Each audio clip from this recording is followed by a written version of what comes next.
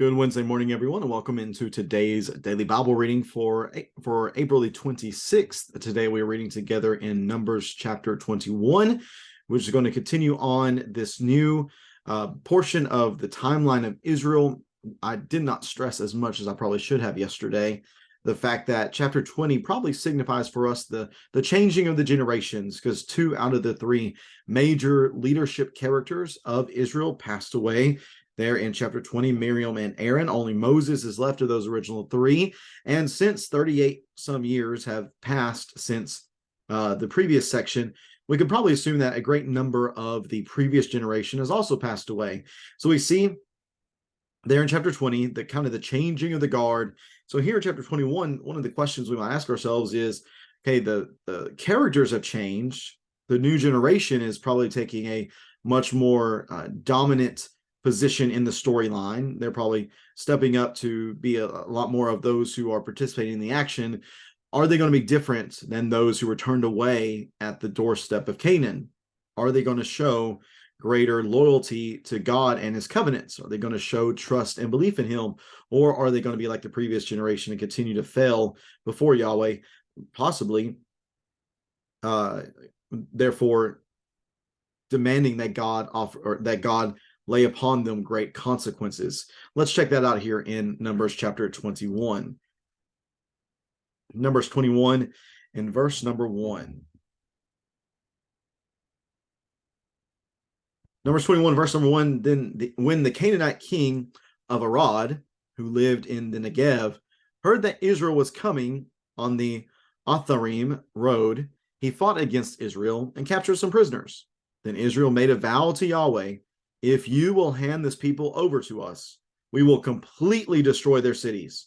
Yahweh listened to Israel's request and handed the Canaanites over to them, and Israel completely destroyed them and their cities, so they named the place Hormah. When they set out from Mount Hor by way of the Red Sea to bypass the land of Edom, remember in the previous chapter they were not allowed to go through Edom, but the people, verse number 4, people became impatient because the journey was a longer journey than the route through Edom would have been. Verse 5, the people spoke against God and Moses. Why have you led us up from Egypt to die in the wilderness? There is no bread or water, and we detest this wretched food. Then Yahweh sent poisonous snakes among the people, and they bit them so that many Israelites died. The people then came to Moses and said, we have sinned by speaking against Yahweh and against you. Intercede with Yahweh so that he will take the snakes away from us. So Moses interceded for the people. Then Yahweh said to Moses, take a snake image and mount it on a pole. When anyone who is bitten looks at it, he will recover. So Moses made a bronze snake and mounted it on a pole. Whenever someone was bitten, he looked at the bronze snake and he recovered. The Israelites sent out and camped at Oboth. They set out from Oboth and camped at Ai Abarim in the wilderness that borders Moab on the east. From there, they went and camped in the Zered Valley. They set out from there and camped on the other side of the Arnon River in the wilderness that extends from the Amorite border, because the Arnon was the Moabite border between Moab and the Amorites. Therefore, it is stated in the book of Yahweh's wars, Waheb in Suphah, and the ravines of the Arnon, even the slopes of the ravines that extend to the site of Ar and lie along the border of Moab. From there, they went to Beer, and the well Yahweh told Moses about. Gather the people so I may give them water. Then Israel sang this song, spring up, well, sing to it. The princes dug the well, the nobles of the people hollowed it out with a scepter and with their staffs. They went from the wilderness to Matana, from Matana to Nahaliel, from Nahaliel to Bamoth, from Bamoth to the valley in the territory of Moab, near the Pisgah highlands that overlook the wasteland. Israel sent messengers to say to King Sihon of the Amorites, let us travel through your land. We won't go into the fields or vineyards. We won't drink any well water. We will travel the king's highway until we have traveled through your territory. But Sihon would not let Israel travel through his territory. Instead, he gathered his whole army and went out to confront Israel in the wilderness. When he came to Jahaz, he fought against Israel.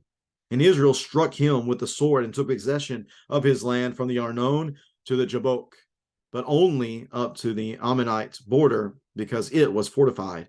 Israel took all its cities and lived in all these Amorite cities, including Heshbon and all its surrounding villages. Heshbon was the city of King Sihon of the Amorites, who had fought against the former king of Moab and had taken control of all his land as far as the Arnon. Therefore, the poets say, "Come to Heshbon, let it be rebuilt. Let the city of Sihon be restored. For fire came out of Heshbon, a flame from the city of Sihon. It consumed Ar of Moab, the citizens of Arnon's heights. Woe to you, Moab, who have been destroyed, people of Chemosh. He gave up his sons as refugees and his daughters into captivity to Sihon, the Amorite king. He threw them down. Heshbon has been destroyed as far as Dibon. He's caused desolation as far as Nophah, which reaches as far as Medeba." So Israel lived in the Amorites' land. After Moses sent spies to Jazer, Israel captured its surrounding villages and drove out the Amorites who were there. Then they turned and went up the road to Bashan, and King Og of Bashan came out against them with his whole army to do battle at Edrei. But Yahweh said to Moses, "Do not fear him, for I have handed him over to you along with his whole army and his land. Do to him as you did to King Sihon of the Amorites who lived in Heshbon." So they struck him, his sons, and his whole army until no one was left, and they took possession of his land. And that is Numbers chapter 21. Numbers 21. So is this new generation, is it different? That's the question.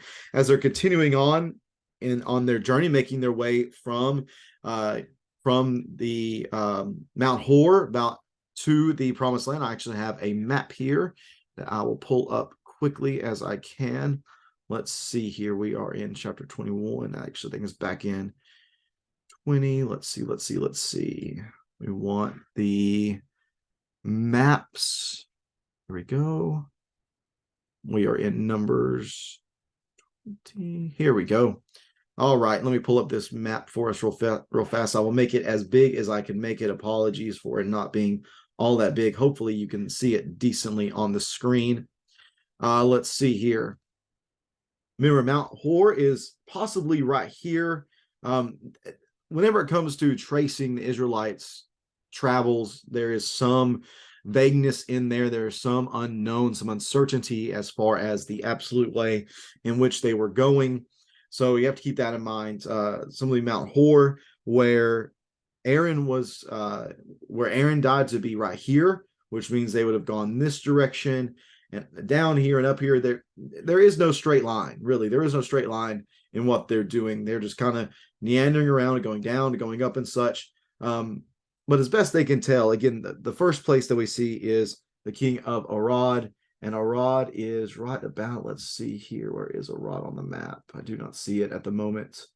Oh, let's see. Well, it had been somewhere in this particular area. Oh, there it is, Arad right there. There's Arad. So as they're making their way this way, Arad would have come down to meet them.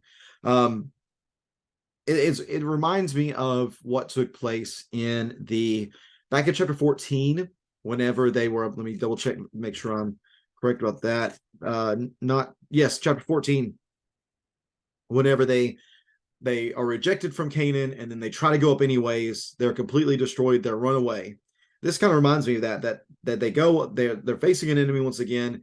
There is some defeat that takes place, but instead of just running away with their tails tucked between their legs, they come to Yahweh. And I think that shows a difference between this generation and the previous generation, that they focus on Yahweh and ask for him to help them. Now, this is not bargaining with Yahweh. This is simply a recognition of the covenant, because part of the covenant was that they would take this land. So this is them recognizing the covenant, that Lord, if you will keep up your end of this covenant, then we will offer this city up to you. It will be the first fruits of our conquest. It will be complete destruction. That's why this place is called Hormah, which is similar to the Hebrew word for destruction. So we will destruct this place if you will be with us and bless us. And again, they're turning to Yahweh. They are relying upon him to give them the victory. And that certainly is what takes place. So they're able to to have success here, and they are able to again completely destroy them and their cities. Now, unfortunately, it doesn't seem like we can stack 2 wins in a row. Instead, we have to throw in another L here, another loss, because as they're setting out from Mount Hor by way of the Red Sea, so they're coming maybe somewhere in this direction on the screen that you can see. The text says that they bypassed the land of Edom, because remember, Edom would not let them go. Going back to chapter 20, they would not allow them to go, so they had to go around, had to go a long way. And in doing that, and going the long way, they become impatient, which is something that we've seen with this people. This seems to be part of their character, unfortunately. So although this previous generation does well in the previous section, here we see those old bad habits seem to spring up again. So become impatient. They say, oh, why did you bring us in those wilderness? Why did you bring us out of Egypt? There's nothing here. There's no bread. There's no water. We detest this wretched food. Obviously, they don't remember. Possibly they don't remember the issues from back in chapter 11 and 12, where they were given so much of what they asked for that they ended up dying because of the plague that came with it. So here, Yahweh, again, he says, all right, so you want Egypt? So make the connection here between Egypt and snakes. You might remember Pharaoh's headdress, as it is depicted, often has a cobra on his headdress. So some say, okay, you want Egypt so bad. Well, here's a little Egypt for you. Here are some snakes, the snakes that bit them and killed them. Many Israelites died. Well, thankfully, they quickly realize their mistake. They go to Moses. They say, please, we are sorry for sinning against Yahweh and yourself by speaking against you. Please intercede for us so that we might be saved. So Moses does intercede for the people. And he always says something kind of strange here, probably pretty weird for us. Because he tells Moses to make a snake and mount it on a pole, and whenever they look at it, they'll be healed. That's what Moses did. He makes a bronze snake. He makes what we very well might consider an idol, and puts it on a pole so that anyone who looks at it would be healed. But I think this falls short of idolatry, because this is not them recognizing this bronze serpent as Yahweh. No, instead, really, this is Yahweh taking and revert and practice or using a strong reversal here, where he takes the thing that was meant for death and then turns it into something that means life now. And that's something that God does on a number of occasions throughout the Bible story. Think about the cross of Jesus, the very snake that is referenced in the New Testament, that just as the snake was raised up on the pole, so Jesus would be raised up on the cross, and those who look to him would be saved. So we see that here, the cross, which is a symbol of death, actually leads to life for those who would believe in the one who hung on it. So that's just an interesting connection here. Kind of looks weird to us maybe, but it certainly makes sense within the story. So from there we see that they camp at, let's find here, somewhere in here. I don't quite see it on the map.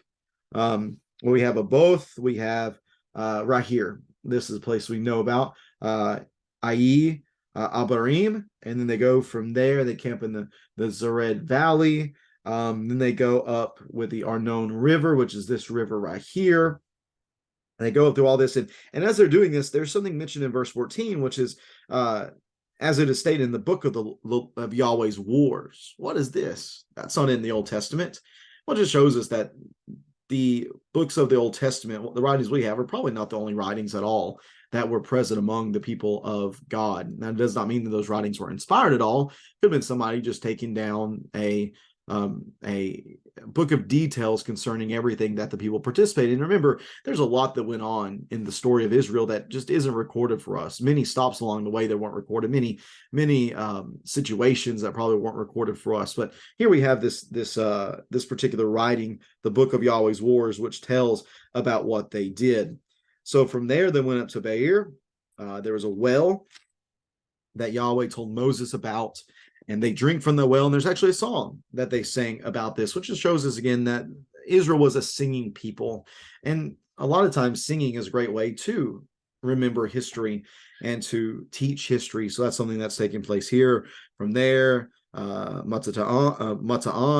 Nahaliel, Bamoth, and then they come to the territory of Moab. And here, after this, they end up meeting King Sihon of the Amorites. So right here in this area is the place where this battle takes place. whenever it comes to Sihon, they ask again. There's a echo of what took place with Edom, where they send to Edom, hey, let us pass through your land. We won't mess with any of your stuff. We just want to take a more direct route. Edom doesn't let them. Israel tucks tail and goes. Well, here, same thing with Sihon. They ask, hey, can we pass through your land? He says no, and even turns around and attacks the Israelites very quickly. But in doing this, they don't back down. They don't back down to Sihon as they did with Edom.